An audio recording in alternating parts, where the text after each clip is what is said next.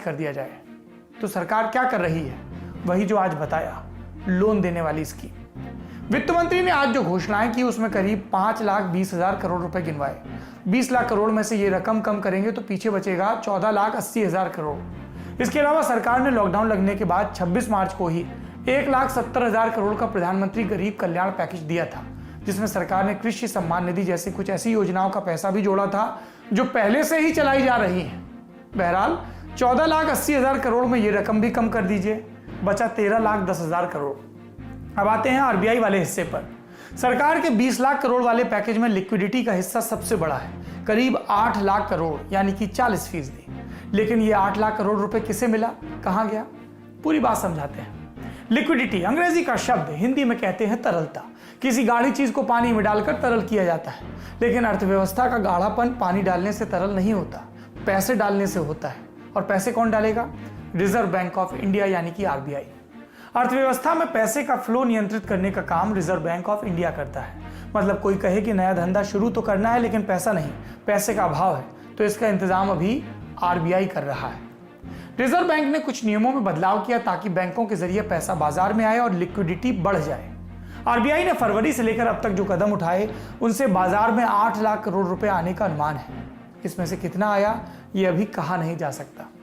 अब आरबीआई ने ऐसा क्या किया कि पैसा चलकर बाजार में आने लगा, इसकी बारीकी भी समझ लेते हैं। 6 फरवरी को आरबीआई मॉनेटरी पॉलिसी की बैठक के बाद कुछ कदम उठाने का ऐलान करती है। इससे बाजार में 2,80,000 करोड़ रुपए पहुंचने का अनुमान लगाया गया था। लॉकडाउन लगने के बाद 27 मार्च को आरबीआई ने रेपो रेट में 75 बेसिस पॉइंट की कटौती की, इसको 4.40% कर दिया। Reverse repo rate 90 basis point घटाकर 4% कर दिया। रेपो रेट यानी जिस ब्याज पर बैंक आरबीआई से कर्ज लेते हैं, रिवर्स रेपो रेट इसका उल्टा। रिवर्स रेपो रेट वो ब्याज दर जिस पर बैंक आरबीआई के पास पैसा जमा करवाता है। अब आरबीआई ने ये दोनों रेट घटाए, तो मतलब ये कि एक तो बैंकों को आरबीआई से सस्ता लोन मिलेगा, दूसरा बैंक आरबीआई के पास पैसा जमा करने से बचेंगे क्योंकि ब्याज की दर कम हो गई है। इसके बजाय वो पैसा कहीं और ज्यादा प्रॉफिट में लगाएंगे, यानी बाजार में पैसा जाएगा, लोगों को लोन मिलेगा। इसके अलावा आरबीआई ने सीआरआर यानी कि कैश रिजर्व रेशियो में भी 100 बेसिस पॉइंट की कटौती कर दी थी। इसे घटाने का मतलब है कि अब बैंकों के पास लोन देने के लिए ज्यादा पैसा होगा, यानी मार्केट में बैंकों से और पैसा पहुंचेगा। इसके अलावा आरबीआई ने एक और बड़ा कदम उठाया था, targeted long term repo operations यानी कि टीएलटीआरओ टूल को इस्तेमाल किया था। आरबीआई को जब टारगेट करके बैंकों से बाजार में पैसा लगवाना होता है, तब आरबीआई ये तरीका अपनाता है। इस तरीके को सबसे पहले 2008 की मंदी में यूरोपीय सेंट्रल बैंक ने आजमाया था। इसमें आरबीआई 1 से 3 साल का लॉन्ग टर्म लोन देता है। इसके लिए ऑक्शन होता है। इसमें सिर्फ बैंकों को ही नहीं, नॉन बैंकिंग फाइनेंशियल कंपनी और माइक्रो फाइनेंस इंस्टीट्यूट को भी शामिल किया जाता है। इस तरीके से आरबीआई ने 1 लाख करोड़ रुपए इन संस्थाओं को देने का टारगेट रखा ताकि ये कॉर्पोरेट सेक्टर को लोन दें या सिक्योरिटी खरीदें, किसी भी तरह उद्योग धंधों तक पैसा पहुंचे। यानी 27 मार्च वाले आरबीआई के फैसलों से लिक्विडिटी बढ़ी 3,74,000 करोड़। इसके अलावा आरबीआई ने 17 अप्रैल को टीएलटीआरओ के तहत कुछ बैंक्स को फाइनेंस देकर 1 लाख करोड़ रुपए और बाजार में बढ़ाए।